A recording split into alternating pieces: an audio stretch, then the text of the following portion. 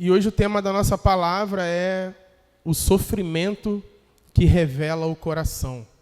Seguindo a nossa série de Isaías, hoje nós chegamos ao capítulo 38 de Isaías. Então, se você tiver com a sua Bíblia aí e já quiser ir abrindo, nós vamos falar um pouco mais sobre Ezequias. Foi falado um pouco na semana passada também. Ezequias foi um dos reis que mais teve a sua humanidade sendo retratada na Bíblia. E ele foi um homem cujo coração se moveu genuinamente em direção ao Senhor, mas cuja vontade dele era inconstante sob as pressões e as tentações da vida. Ezequias foi um bom rei, olhando para tudo que ele fez, ele realizou profundas reformas religiosas, eliminando a idolatria, restaurando a adoração ao Senhor. Todavia, mesmo em seu melhor, se é um ser humano, se é um pecador, ele não pode ser o rei que nós tanto esperamos, que nós tanto almejamos, que nós aguardamos, no sentido messiânico, entendem?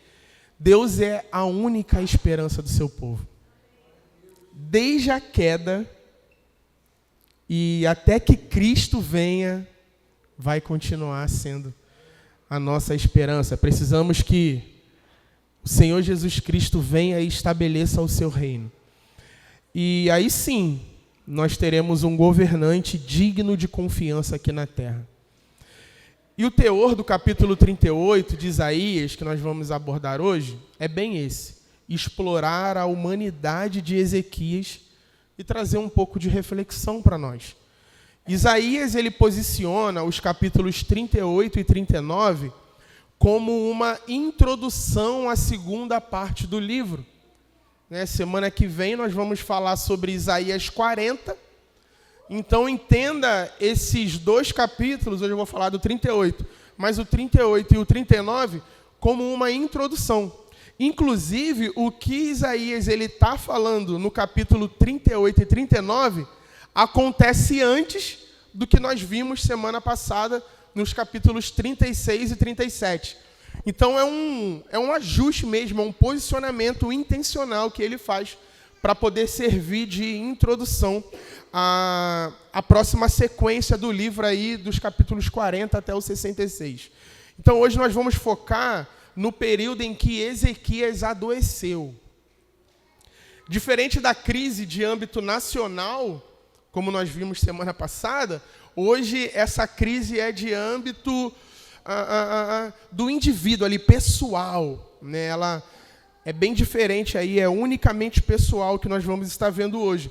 E quem vem de meios mais pentecostais, talvez tenham tido a oportunidade de ouvir muitas pregações acerca da doença de Ezequias, onde lhe é acrescentado mais 15 anos de vida. Quem nunca ouviu? Alguém, gente, está comigo nessa? Que aí é acrescentado 15 anos de vida.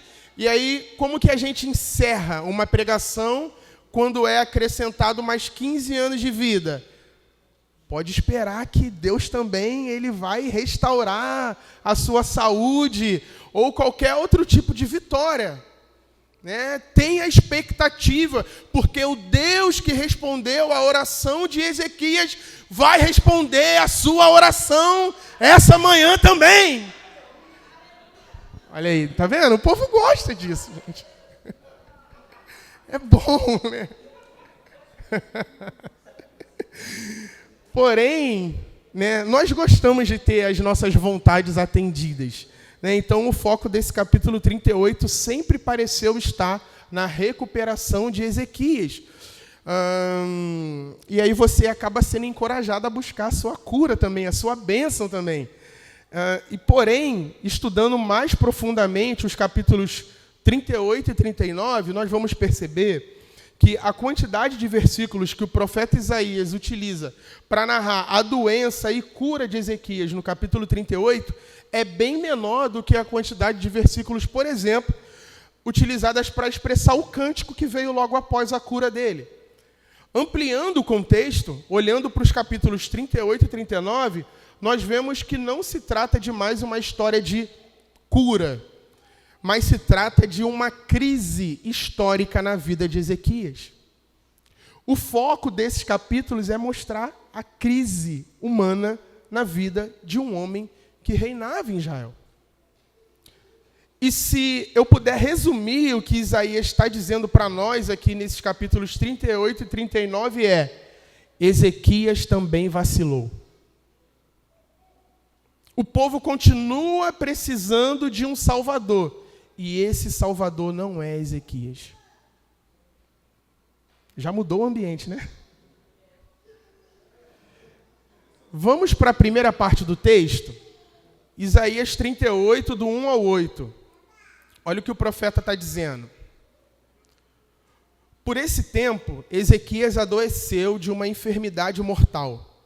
O profeta Isaías, filho de Amós, foi visitá-lo e lhe disse: assim diz o Senhor, ponha em ordem a sua casa, porque você morrerá. Você não vai escapar.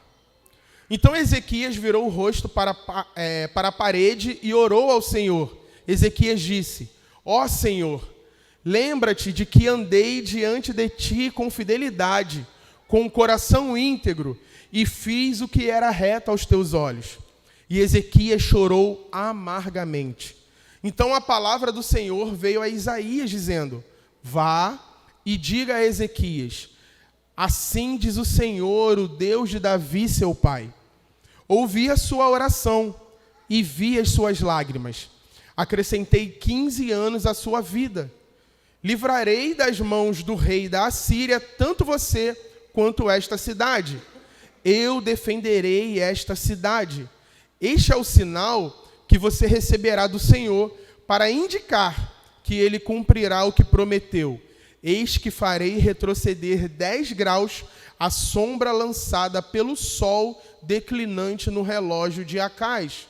Assim o sol retrocedeu os 10 graus que já havia declinado. Então, nós temos aqui, logo no início desse capítulo, a introdução formal do profeta. Olha o que ele diz. O profeta Isaías, filho de Amós. Estamos no capítulo 38. Isaías está se apresentando. Por quê? Porque é uma nova parte do livro. Ele está introduzindo uma nova seção. Por isso ele se apresenta. Isaías está mostrando ali para os seus leitores de quem vêm essas palavras, de quem vêm essas profecias. Lembrando, gente, aqui não estamos falando de um cânon completo como nós temos hoje. Então, era um outro livro. Era um livro começando a partir desse momento. Por isso ele faz essa organização do texto, inclusive, dessa maneira. E qual é o contexto dessa introdução? Desses primeiros versículos. Ezequias adoeceu de uma enfermidade mortal, é o que está dizendo o texto. Isaías não diz o porquê. Porém, o segundo livro das Crônicas, que é uma passagem paralela, com esse trecho aqui, vai tratar do mesmo contexto, diz o seguinte a seu respeito. Segundo Crônicas 32, 25. Mas Ezequias não correspondeu aos benefícios que lhe foram feitos, pois o seu coração se exaltou. Por isso, veio grande ira sobre ele e sobre Judá e Jerusalém. Ezequias, quando adoece, definitivamente não estava bem. E, pelo visto, assim ele permaneceu. O sofrimento, ele funciona como uma ferramenta de diagnóstico divino. Deus permite provações em nossas vidas, não para nos destruir, mas para nos mostrar as verdadeiras doenças da nossa alma. Orgulho, autossuficiência, idolatria, para que possamos nos voltar para Ele, para o médico divino, para aquele que pode nos curar verdadeiramente. Muitas vezes nós atribuímos a reação que algumas pessoas costumam dar a adversidade a própria situação adversa. Não, ele agiu assim por causa disso. A adversidade acaba se tornando a culpada da forma que nós reagimos às mais variadas situações da vida. Vamos lá, primeiro, se é consequência de uma situação, não é ação, é reação. Segundo, agir de maneira sábia. É fácil, porque a ação demanda planejamento. Você planeja e age. O seu coração, ele não é revelado na ação, mas na reação. A virtude não é revelada em como você age, mas em como você reage. Boas ações requerem planejamento. Agora, boas reações requerem virtude. Agir bem quando a maré está boa é fácil. A qualidade da sua alma é revelada na adversidade. É esse o tipo de situação que revela o que está dentro de você. Porque tem muita gente que é uma bênção na igreja e um demônio no trânsito. Porque na igreja ele se planeja, ele não sai do personagem. Ele só está agindo. Agora, no trânsito, não tem planejamento certo. Vai vir o motoqueiro fantasma. Vai vir o caminhoneiro covarde que sabe que é maior, né? E vai jogar na tua frente, do nada, quando você menos espera. Os abençoados dos motoristas de ônibus, né? Uma bênção. No trânsito não tem planejamento, é imprevisto toda hora. E aí a sua alma é revelada. Amém? Ah, não, mas a culpa é do trânsito. Não! O trânsito só está revelando o seu coração. Há alguns anos atrás, gente, o futebol era proibido em algumas denominações. Não, o futebol é do demônio, só traz contenda, né, confusão. Mas não, na verdade, o futebol é uma bênção. Porque ele não permite que os seus participantes fiquem escondidos atrás de ternos e gravatas. O coração é revelado. Tem crente que até hoje insiste que o futebol nos dá uma licença para pecar, né? Na vida não xinga, mas no futebol xinga. Na vida não mente, mas no futebol a bola bate nele e ele fala que não bateu. Na vida não é vingativo, mas no futebol, quando recebe uma entrada mais dura, na sequência vai lá e chega firme também.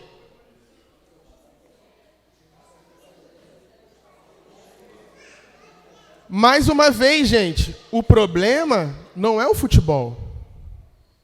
O problema é o coração que está sendo revelado por meio da competição. E isso vale para qualquer adversidade na vida.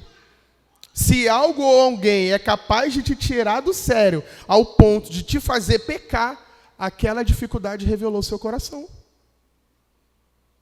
Se você deseja ser um bom discípulo de Jesus, ouve esse conselho. Algumas situações podem te deixar irado. Acontece. Mas elas não podem te levar a pecar. Amém? Amém. Estão felizes ainda? Sim. Jogadores de futebol. Eu gosto. Mas tem que ter domínio próprio, porque o inimigo vem, né, no futebol. É. E aí, qual é o conselho que o profeta Isaías dá para Ezequias? Ponha em ordem a sua casa, porque você morrerá e não vai escapar. Ezequias, ele deveria colocar seus assuntos domésticos em ordem, porque ele não se recuperaria dessa sua doença, mas morreria. Quer ver um exemplo de alguém colocando a casa em ordem antes de morrer? Lá em 2 Samuel 17, 23, a palavra diz assim: quando Aitofel viu que o seu conselho não tinha sido seguido, preparou o jumento e foi para casa, na cidade em que morava, pôs em ordem os seus negócios e se enforcou, morreu e foi sepultado na sepultura de seu pai. Davi, um pouco antes de morrer, ele faz algo parecido. Ele chega para Salomão, lá em 1 Reis capítulo 2, e dá as últimas ordens para ele. Talvez vocês vão lembrar, quando ele fala assim: tenha coragem e seja homem. Guarde os preceitos do Senhor. Fica ligado com Joabe. Dá moral para quem esteve do meu lado. E ainda fala para ele passar o cerol em Simei. Aquele Simei lá, mata ele. E aí, depois de todas essas orientações, o livro cita assim, Davi morreu e foi sepultado na cidade de Davi. Davi estava colocando em ordem a sua casa. Então nós vemos que essa era uma prática comum quando alguém sabia que estava prestes a morrer. Colocar a casa em ordem. E outro aspecto de colocar a casa em ordem antes de morrer incluiria acertar as contas com Deus. É um chamado urgente à introspecção, ao arrependimento e à reconciliação. É a oportunidade final para acertar as contas com Deus e com os homens. A pergunta implícita de Deus a Ezequias e a cada um de nós permanece a mesma. Se o seu tempo acabasse hoje, o que ficaria para resolver? A consciência da morte aqui, ela não é apresentada como um ato de crueldade divina, mas como um ato de misericórdia. Funciona como um catalisador espiritual, um choque destinado a despertar a alma para o que realmente importa. Cara, você vai morrer. Então, arrume a sua casa. Deus está dando uma oportunidade. Põe a sua casa em ordem. Ao sermos confrontados com o fim, as prioridades triviais do mundo perdem a sua força. E somos forçados a reavaliar radicalmente os nossos valores, os nossos relacionamentos e o legado que nós estamos deixando. A mortalidade, nessa perspectiva, ela não é apenas o fim da história, mas o catalisador para uma vida bem vivida e bem terminada. Então entenda, já de cara, nós temos uma lição que nos desafia a não esperar uma crise mortal para pôr a nossa casa em ordem. Somos chamados a realizar uma auditoria da alma. E como casa, entenda 3 aspectos principais que é necessário a gente estar arrumando constantemente, que é a casa espiritual, que é como está a sua vida com Deus. Como está o seu relacionamento com Ele? Existem pecados não confessados ou disciplinas espirituais que estão sendo negligenciadas? Como que está a sua relação com o divino? Segundo, tem a casa relacional. Existem relacionamentos quebrados que necessitam de perdão, reconciliação. Há palavras de amor, gratidão e apreço que precisam ser ditas. É algo que a gente precisa refletir, entendendo que, nossa, eu vou morrer. Cara, eu preciso arrumar minha casa. Eu preciso estar bem com o Senhor, bem com o próximo, e a casa do legado, que é, que legado nós estamos a construir? Um de fé, integridade e amor, ou um de conflitos, amarguras e assuntos para resolver? Como que está a sua casa? Que possamos refletir o que está fora de ordem em nossas vidas. E que essa não seja uma reflexão final, tá?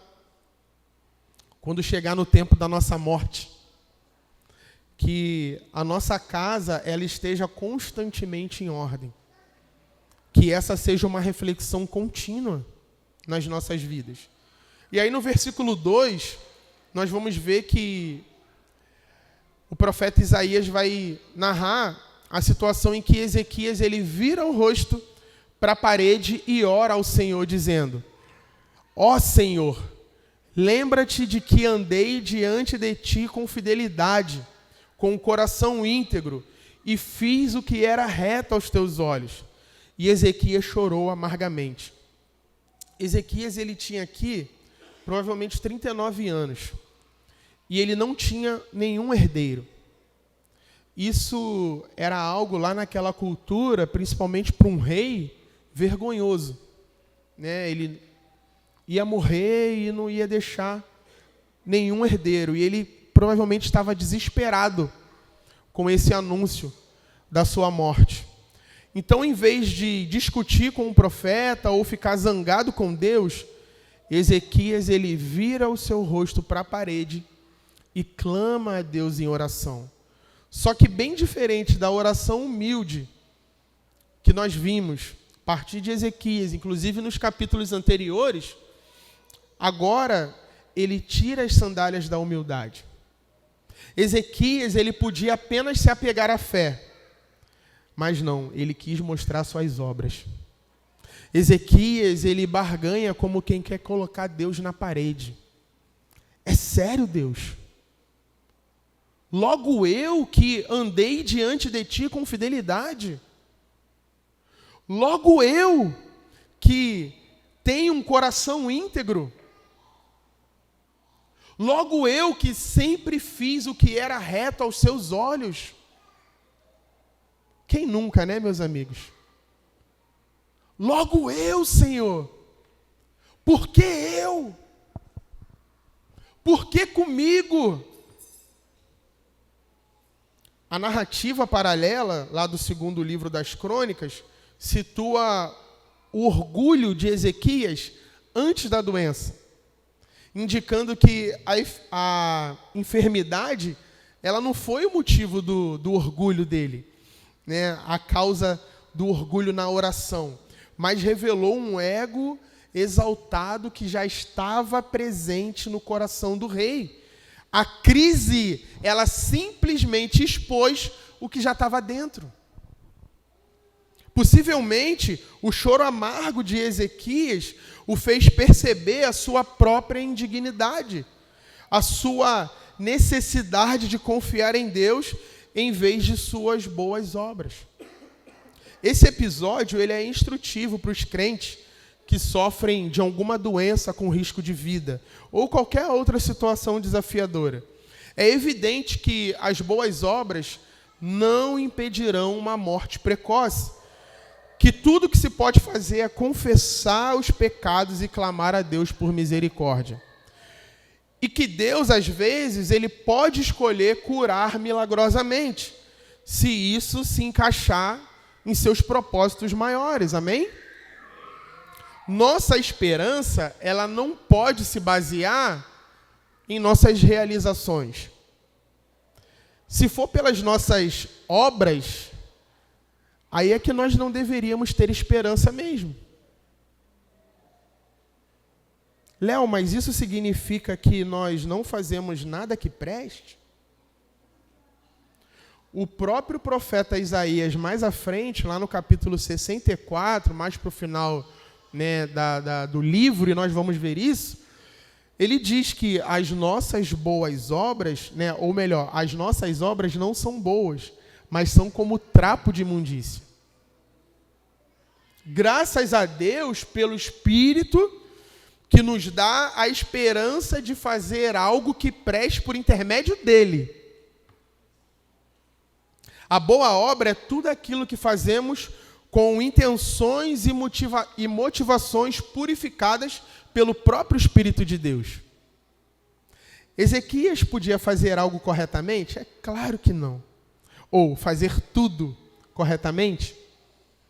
A vida dele era, de fato, um exemplo de piedade do início ao fim, sem erros ou deslizes? É claro que não.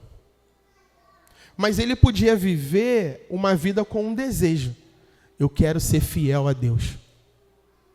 E nós também podemos viver uma vida inteira com esse mesmo desejo. Eu quero ser fiel a Deus. Filipenses 3, 15 e 16 diz assim: todos, pois, que somos maduros, tenhamos este modo de pensar. E se em alguma coisa vocês pensam de modo diferente, também isto Deus revelará para vocês. Seja como for, andemos de acordo com o que já alcançamos. O propósito de Deus é que o seu povo seja capaz de ser fiel a Ele. E que cada coração seja um para com Ele. Quando isso acontece, então, o que fazemos, ainda que imperfeito ou incompleto, é bom aos olhos do Pai. Seu filho de 4 anos fez um desenho e disse: aqui, papai, ou aqui, mamãe, é você. Como é que fica seu coração? Fica feliz ou triste, gente? Radiante. Mas o desenho está perfeito? Mas é bom aos olhos do pai. É bom aos olhos da mãe. Nos agrada. E é assim que nós oferecemos o nosso culto a Deus. É assim que nós adoramos o nosso Pai. Não é com perfeição, mas Ele se agrada por causa da nossa intenção de um coração renovado pelo Espírito Santo. Aqui, papai, é para você. Porque somos bons? Não, mas pela obra que Deus está fazendo na nossa vida. Amém? Vamos seguir então para o versículo 4, onde nós vemos que a palavra do Senhor veio a Isaías dizendo, e essa narrativa ela também se encontra lá no segundo livro dos Reis, segundo Reis 20, versículo 4. E lá diz o seguinte: antes que Isaías tivesse saído do pátio central, a palavra do Senhor veio a ele dizendo. Esse detalhe aqui, antes que Isaías tivesse saído do pátio central, indica que Isaías não deixou o palácio antes que lhe viesse a resposta de Deus. Outra pessoa podia se sentir até desrespeitada diante da necessidade de alterar algo que ele tinha falado ali tão recente, né? Ele acabou de falar, aí já tem uma oração e aí vem a palavra de Deus para ele mudar. Ó, mudei o discurso. Profetas mais, mais orgulhosos certamente ficariam incomodados, né? Pô, mas eu acabei de falar a palavra de Deus. Mas Isaías, ele não tinha compromisso com o seu ego, o seu próprio coração. O compromisso dele era com Deus e com a palavra de Deus. Então, se Deus quisesse mudar o seu discurso, amém, é Deus. É Deus que está comunicando. Então, no versículo 5, nós temos a palavra de Deus. Vá e diga a Ezequias, assim diz o Senhor, o Deus de Davi, seu pai.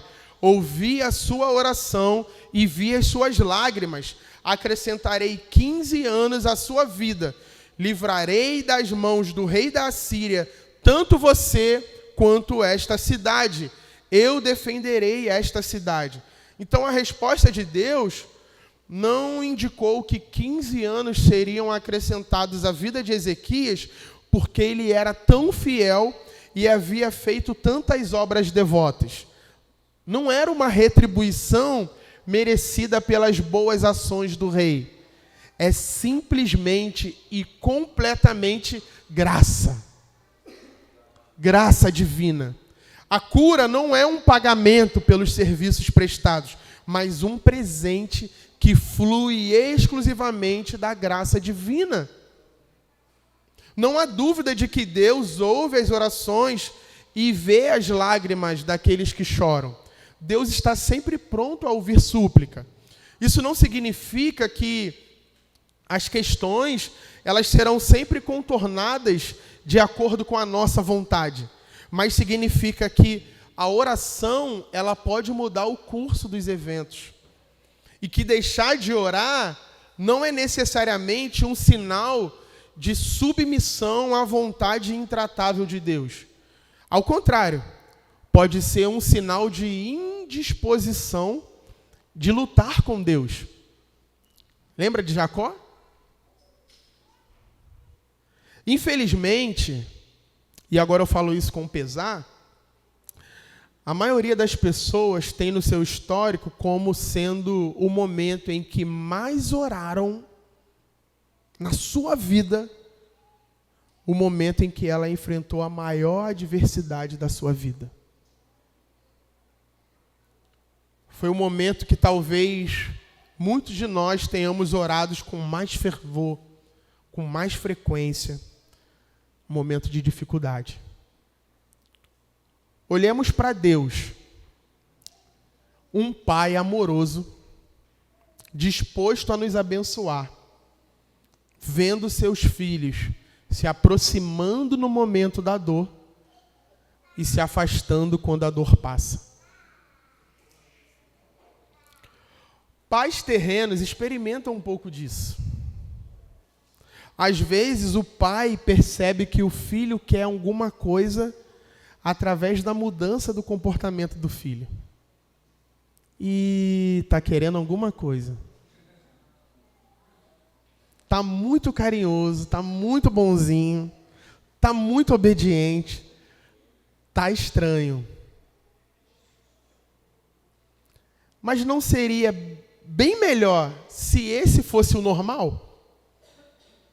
Que o anormal fosse a frieza e o distanciamento? A sua relação com Deus, ela é estranha quando você está muito próximo dele ou quando você está muito distante?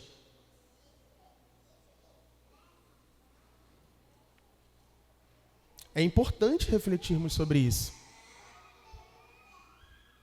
Será que naquele tempo em que você mais ora, que você é mais fervoroso, que você se aproxima cheio de confiança, humildade, submissão, é o momento que Deus fala assim, tá estranho, tá muito obediente, tá orando demais. Ou será que Deus acha estranho quando você está longe? Quando você para de orar e Deus, está estranho. Ele ora todo dia, ele é fervoroso, ele está sempre diante de mim, é o cara super obediente.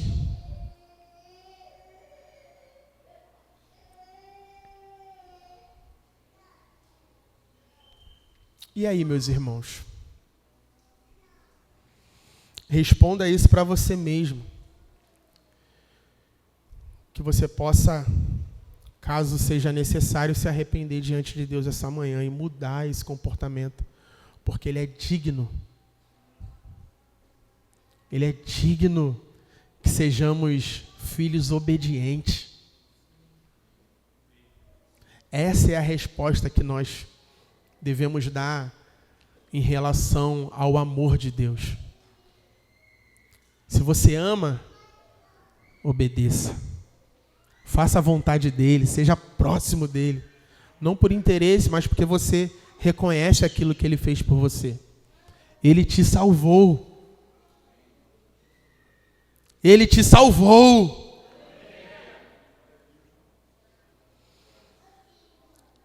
E aí, seguindo a leitura, no versículo 7, diz assim: este é o sinal que você receberá do Senhor, para indicar que ele cumprirá o que prometeu. Eis que farei retroceder 10 graus a sombra lançada pelo sol declinante no relógio de Acás. Assim o sol retrocedeu os 10 graus que já havia declinado. Isaías não diz, mas na narrativa paralela, lá em 2 Reis, capítulo 20, aponta Ezequias como o solicitante desse sinal. Foi Ezequias que pediu. O fato de Ezequias querer ou precisar de um sinal para fortalecer a sua fé fraca, sugere que o rei não está sendo idealizado como aquele grande ícone de fé retratado nos capítulos anteriores. E Deus, com grande misericórdia, realiza o sinal pedido por Ezequias. Deus simplesmente faz o que é cientificamente impossível. Ele para o movimento normal do Sol e coloca o sistema solar em marcha ré.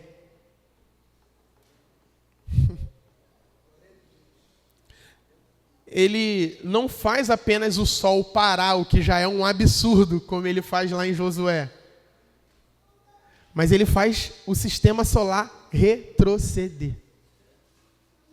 E diante de um sinal absurdo como esse, e a sua cura, qual seria a resposta de Ezequias? Louvor, adoração, quebrantamento. Só resta isso para ele, adorar a Deus. E é o que nós vemos na sequência. E por mais que seja um cântico de louvor, ele também está repleto de lamento. Olha o cântico de Ezequias, a partir do versículo 9. Este é o cântico que Ezequias, rei de Israel, escreveu depois de ter estado doente e ter se restabelecido. Vejam que o cântico, ele não contém apenas palavras pós-cura, mas ele foi composto desde quando Ezequias ainda estava doente, e aí vem os lamentos. Versículo 10, eu disse, em pleno vigor de meus dias, hei de passar pelas portas do além, fui privado do resto dos meus anos. Ezequias, ele estava bem preocupado com a fase da vida em que a doença o alcançou. Versículo 11, eu disse, já não verei o Senhor na terra dos viventes, jamais verei homem algum entre os moradores do mundo. A minha habitação foi arrancada e removida para longe de mim, como a tenda de um pastor. Ele está dizendo, eu vou morrer.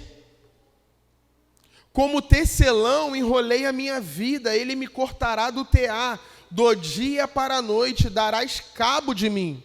Esperei com paciência até a madrugada, mas ele, como leão, quebrou todos os meus ossos, do dia para a noite darás cabo de mim. Ezequias admite sua fraqueza diante de Deus, mas evita emitir qualquer opinião mal sobre a ação de Deus. Ele não está dizendo se Deus está certo ou errado. Versículo 14. Eu sussurrava como a andorinha ou o grou e gemia como a pomba. Os meus olhos se cansaram de olhar para cima. Ó Senhor, ando oprimido, sê tu o meu fiador. A voz fraca de Ezequias é comparada à voz dos pássaros. É tanta angústia que ele só consegue gemer. Versículo 15, que direi? Como falou, assim ele me fez. Andarei vagarosamente pelo resto dos meus anos por causa da amargura da minha alma. Essas palavras indicam que o louvor, ele se move para um tempo diferente dos versículos anteriores, porque Deus, ele já respondeu à oração de Ezequias, já o está curando e o ensinando coisas novas através dessa experiência.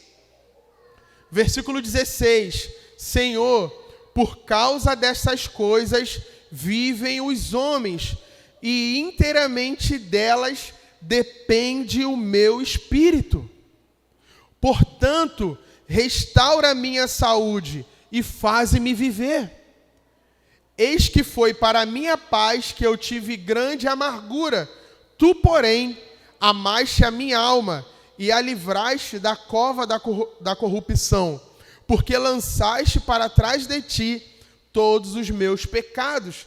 Então, aparentemente, ele está dizendo que valorizará cada dia e apreciará o resto da sua vida, porque teve essa experiência de quase morte.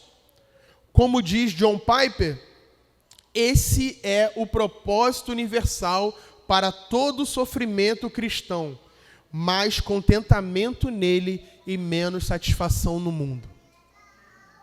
Ser amigo de Jesus envolve aprender a conviver com situações, mesmo que terríveis, com a mesma consciência de que aquilo está cooperando para o seu bem, porque você ama a Deus. A doença de Ezequias foi um ataque direto à sua satisfação no mundo. Aquilo que ele se apegava, o seu poder, o seu reinado, a sua nobreza, a sua própria vida. Deus usa a aflição para nos desmamar dos confortos terrenos e nos levar a encontrar a nossa alegria suprema nele. Versículo 18 e 19.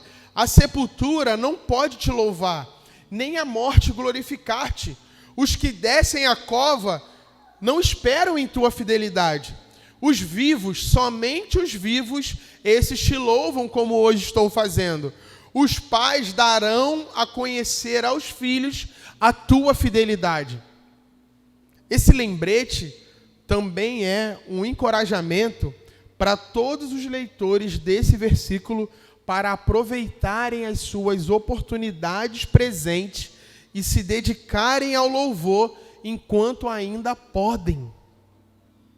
É interessante observar no final do versículo 19 que parte desse louvor é: os pais darão a conhecer aos filhos a tua fidelidade. Contar a outras pessoas, especialmente as crianças na família, as coisas maravilhosas que Deus fez, é louvar a Deus em vida. Não tem como louvar a Deus dessa forma depois que você morre. A vida é a arena para adoração e testemunho. Esse tipo de louvor é só em vida. A morte, na sua perspectiva, silencia a voz do louvor na terra. Essa é uma chamada para que os crentes não adiem a sua gratidão nem o seu testemunho. Louve, adore, testemunhe, fale da beleza dele enquanto você está vivo. Louvar a Deus diante do seu trono, no céu, diante de toda a sua beleza e prazer que aquele lugar proporciona, é mole, é fácil, é inevitável. O louvor eterno é garantido para os santos após a sua morte. Já a adoração em meio à dor é um privilégio e oportunidade única.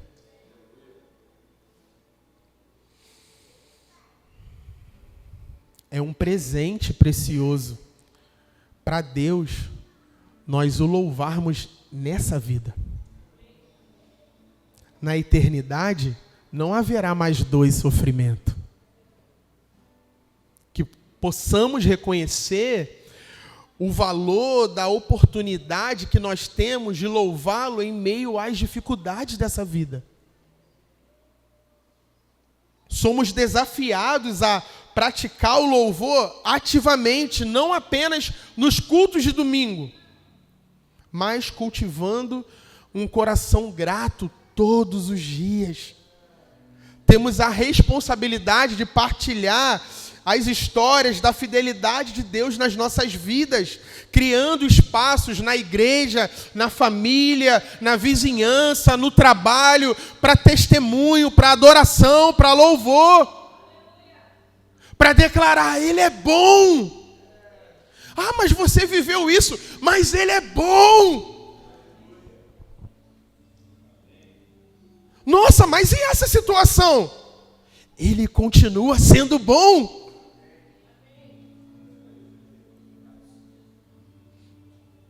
no final do cântico, Ezequias ele assume um compromisso. Olha o versículo 20. O Senhor veio salvar-me.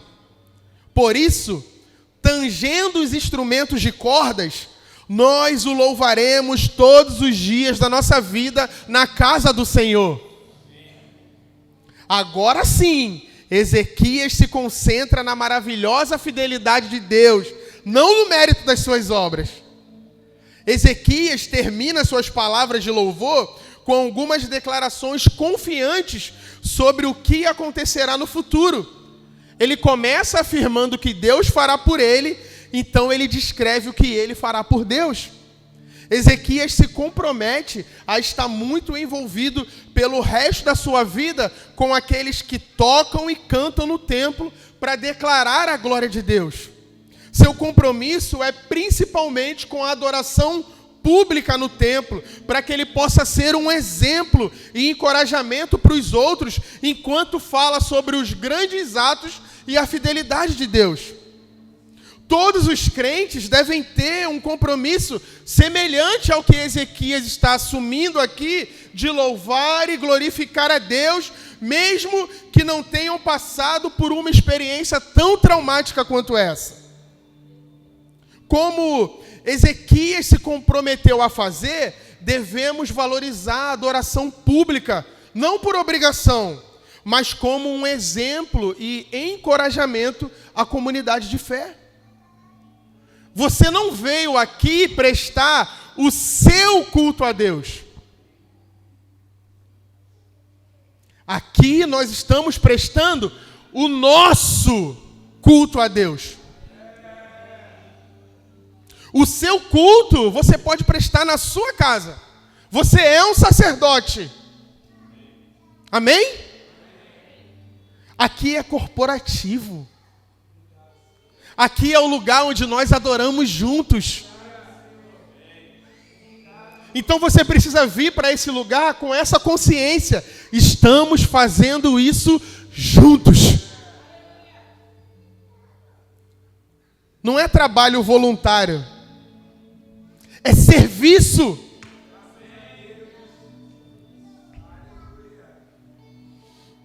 Através da palavra de Deus, nós descobrimos como orar, como louvar, como adorar o Senhor na nossa vida. Estamos aqui para servir a Deus, não do nosso jeito, mas do jeito dele. O nosso trabalho é seguir descobrindo, aprendendo e colocando em prática. E domingo é o dia que nós fazemos isso em equipe. Não se contente em vir para esse lugar para ser um espectador, ter o seu ego alimentado, ou seja lá o que for.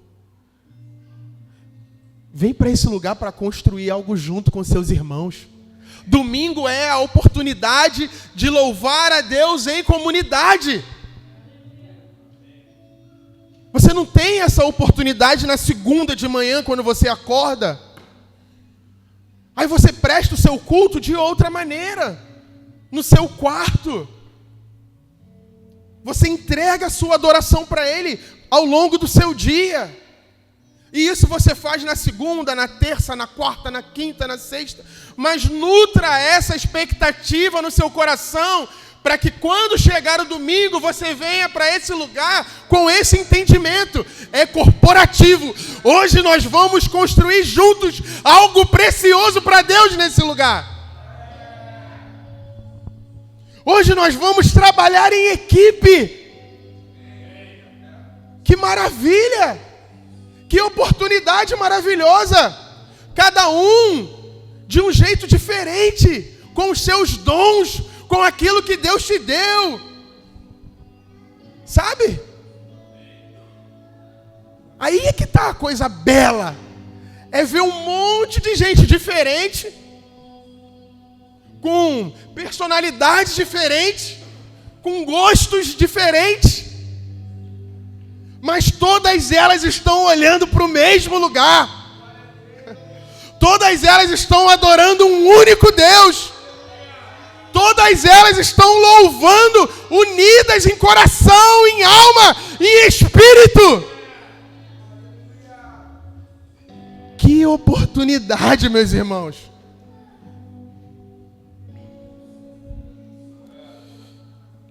Para encerrar a leitura desse capítulo, se você puder ficar de pé para parecer que está terminando e a gente adorar junto na sequência. Versículo 21 diz assim: ora, Isaías tinha dito: peguem uma pasta de figos, ponham como emplastro sobre a úlcera e ele irá recuperar a saúde. Deus muitas vezes, presta atenção nisso, gente, isso é importante. Deus muitas vezes, coloca o versículo aí, por favor. Versículo 21, olha o que aconteceu, gente. Isaías falou assim, ó: peguem uma pasta de figos, ponham como emplastro sobre a úlcera e ele irá recuperar a saúde. Deus vai curar Ezequias? Sim ou não? Ele está dizendo que ele vai recuperar a saúde. Mas Deus está curando ele como mágica? Ou ele está usando pessoas para esse processo de cura? Vocês estão entendendo isso? Deus muitas vezes vai dizer assim, ó: você vai viver, mas vai se tratar. Você vai viver, mas vai no médico. Você vai viver, mas trata essa ferida. Existe um processo. E que Deus quer usar outras pessoas para te abençoar. E no final você glorifica a Deus, porque Ele te curou, mesmo que usando pessoas, porque Ele se revela dessa forma. Deus ama se revelar usando a sua humanidade, a sua criação. E aí você glorifica a Deus, que bênção! Ser negacionista é ser ignorante, cara. Desprezar a ciência é ser ignorante. É desprezar o que Deus criou, o homem, e encheu ele de sabedoria, para que ele pudesse ser usado para o seu bom propósito nessa terra, e os homens pudessem glorificar a Deus através da ação realizada por outros homens, porque estes estão sendo usados por Deus para que o seu bom propósito se cumpra na terra. O homem quer que tudo aconteça como mágica. Quando, na verdade, em muitas oportunidades, Deus quer usar outras pessoas e um processo para manifestar sua providência, sabedoria e amor. Versículo 22, e Ezequias tinha perguntado: qual será o sinal que subirei à casa do Senhor? O sinal que Ezequias pediu é motivado pelo seu desejo de ir ao templo para adorar a Deus e cantar seus louvores. Como sua doença de pele o tornaria impuro e incapaz de entrar na área do templo, ele teria que esperar até que os sinais da doença passassem para que o sacerdote pudesse pronunciá-lo como limpo. No relato de Isaías, não há registro de qual foi o sinal, se foi um evento milagroso, ou quantos dias passaram antes que o rei pudesse ir ao templo para adorar a Deus com o resto do povo e contar a todos seu testemunho do que Deus graciosamente havia feito por ele.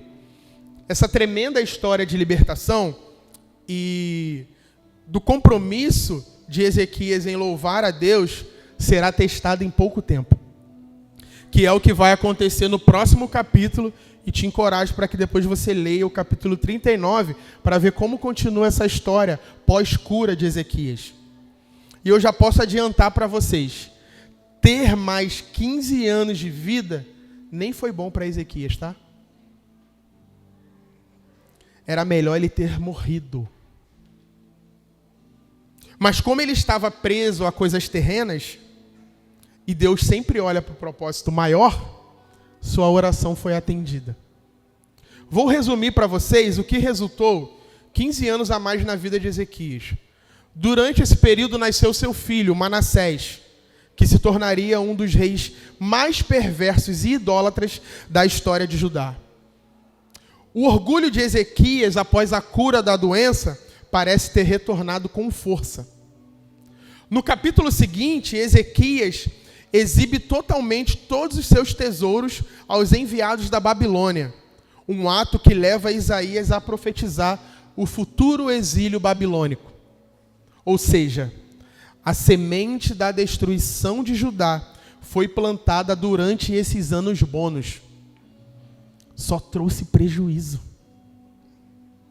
A nossa carne é apaixonada por essa vida, por esse tempo presente. Somos egoístas, queremos viver e desfrutar mais dessa terra e queremos que aqueles que amamos também estejam aprisionados nessa realidade também. Queremos que Jesus volte, mas nossa postura e idolatria denuncia que muitas vezes nós não queremos encontrar Jesus. Se somos cristãos e sabemos que o melhor lugar para o cristão é estar com Cristo, por que lidamos tão mal com a morte? A exemplo de muitos de nós, talvez Ezequias precisasse ter encontrado Jesus como Paulo encontrou. E podia declarar com toda a convicção, Filipenses 1:23, estou constrangido, tendo o desejo de partir e estar com Cristo, o que é incomparavelmente melhor. A história de Ezequias torna-se um conto de advertência sobre a diferença entre a vontade permissiva de Deus e a sua vontade perfeita. Deus concedeu o desejo do coração de Ezequias, mas talvez a sua vontade original fosse poupá-lo. Poupar a Ezequias, poupar a nação das consequências do seu orgulho ressurgente e da maldade do seu futuro filho. Como bem observou Tim Keller, Deus nos dará o que pedimos ou nos dará o que teríamos pedido se soubéssemos tudo o que Ele sabe. Ezequias não sabia o que Deus sabia. A trágica ironia onde o maior milagre pessoal de Ezequias se torna o catalisador para a futura tragédia nacional não sugere que a oração é perigosa ou que Deus cometeu um erro. Pelo contrário, demonstra a profundidade da soberania de Deus, que tece até mesmo as nossas escolhas míopes e os seus resultados desastrosos no seu plano redentor maior. A falha de Ezequias, nos seus anos extras, estrategicamente posicionada por Isaías, antes da grande sessão do consolo, que nós veremos dos capítulos 40 até o 66, demonstra por que o exílio era inevitável. Mesmo o bom rei era falho.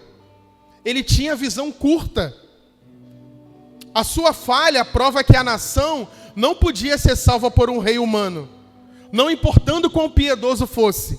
A oração atendida de Ezequias, com todas as suas consequências trágicas, acaba por apontar para a necessidade de um rei diferente, um rei perfeito, o servo sofredor que viria para salvar o povo de uma forma que Ezequias nunca poderia. Conclusão: a jornada de Ezequias através da doença e da cura é um microcosmo da vida.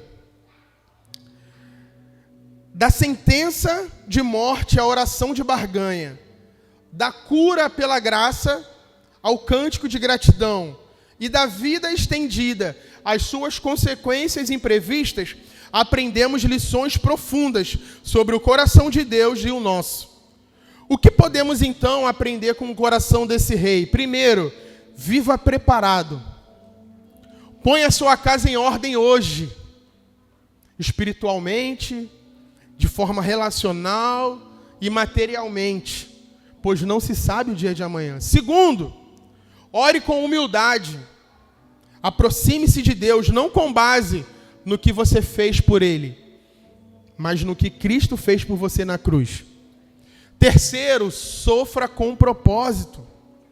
Permita que Deus use as suas provações para purificar o seu coração, revelar os seus ídolos e aprofundar a sua alegria nele. Quarto, louve com urgência. Use a vida que Deus lhe deu para contar a todos, especialmente à próxima geração, sobre a sua fidelidade e graça. E por último, confie com submissão. Entregue os seus desejos mais profundos nas mãos de um Pai que sabe o que é melhor, mesmo quando você não compreende. A verdadeira paz não se encontra em ter as nossas orações respondidas como queremos, mas em confiar naquele que sempre responde com perfeita sabedoria e amor. Que o nosso bom Deus, essa manhã, possa ajustar a nossa alma, para que possamos viver, orar e louvar, cada vez mais alinhados com o coração dele, não com os nossos caprichos. Para que assim sigamos nessa jornada confiante, desfrutando de uma vida plena, repleta de adoração, perfeitamente alinhada com a vontade de Deus. Que o nosso Senhor Jesus Cristo nos abençoe. Amém.